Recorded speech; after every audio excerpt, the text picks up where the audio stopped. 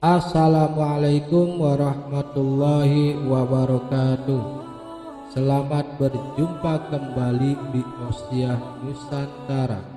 Jangan lupa subscribe, share, like, and comment agar channel kami semakin berkembang dan mudah-mudahan bisa menambah ilmu serta wawasan kita semua. Pertemuan Sunan Gunung Jati dengan Rara Tepasan itu dimulai ketika Rara Tepasan berada di Majapahit. Beliau melihat cahaya putih yang memancar dari arah barat laut, maksudnya bumi Sunda Cirebon, sehingga ia ingin sekali melihat dan menemui cahaya itu.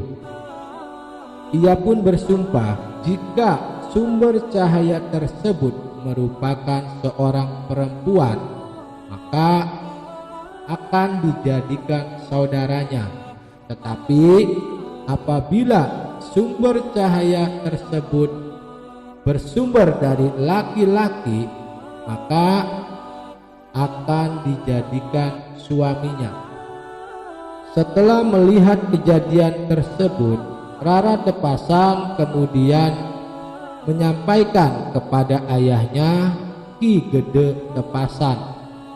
Rupanya Ki Gede Tepasan kemudian mengabulkan dan mengantarkan anaknya ke sumber cahaya tersebut. Dan benar saja, setelah didekati ternyata sumber cahaya tersebut adalah berasal dari sosok Sunan Gunung Jati yang pada waktu itu menjadi Raja Cirebon. Kemudian Rara Tepasan dikirim ke Cirebon dengan diiringi 100 pengawal dan membawa harta kekayaan yang banyak. Setelah sampai di Cirebon, harta serta 100 pengawal tersebut kemudian tidak kembali ke daerah Tepasan. Semuanya tinggal di Cirebon menemani sang putri. Sementara Rara Tepasan diserahkan oleh ayahnya kepada Sunan Gunung Jati untuk dijadikan istri. Dari beberapa sumber, Rara Tepasan merupakan istri keempat dari Sunan Gunung Jati. Perkawinan tersebut kemudian dianugerahi 2 orang anak, yaitu yang pertama Ratu Ayu Wanguran, kelak dinikahi oleh Sultan Demak II atau Pangeran Seberang Lor. Beliau juga kemudian dinikahi oleh Tubagus Pasai atau Fatahillah setelah Sultan Demak II tersebut wafat. Anak kedua dari perkawinan Sunan Gunung Jati dengan Rara Tepasan yaitu Pangeran Pasarean. Rara Tepasan adalah satu-satunya istri Sunan Gunung Jati yang berdarah Jawa.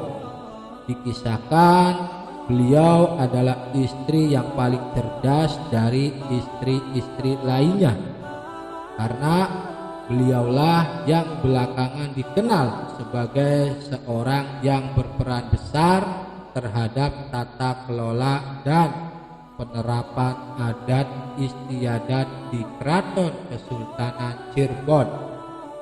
Karena pada mulanya tata kelola Keraton Cirebon tersebut menggunakan adat istiadat Sunda. Hal ini dikarenakan pendiri Kesultanan Cirebon yaitu Pangeran Cakrabuana adalah pangeran dari kerajaan Sunda.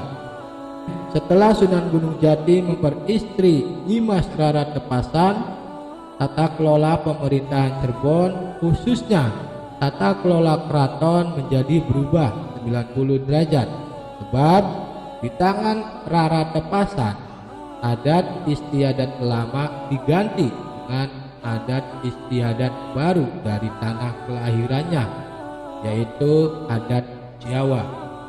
Pada saat melakukan perubahan tata kelola tersebut, Rara Tepasan tidak menemukan kendala dikarenakan perubahan tersebut sudah mendapatkan restu dari sang suami, yaitu Sunan Gunung Jati. Demikianlah kisah singkat mengenai Sunan Gunung Jati dengan Rara Tepasan. Kurang lebihnya tim Osiah Nusantara mohon maaf yang sebesar-besarnya. Wallahu a'lam bishawab. Wassalamualaikum warahmatullahi wabarakatuh.